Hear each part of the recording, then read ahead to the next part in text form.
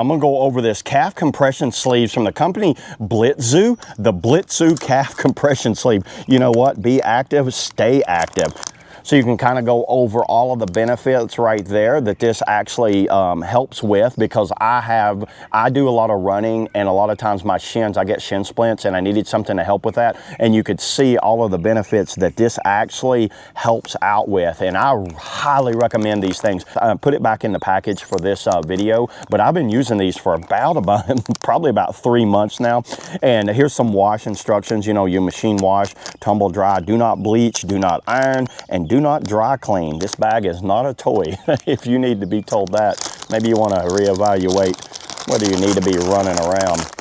And here's how they, obviously they came better packed than this. These are used. So let me go ahead and turn them out right here. I just peel them off when I kind of take them off. Here's how they look right here.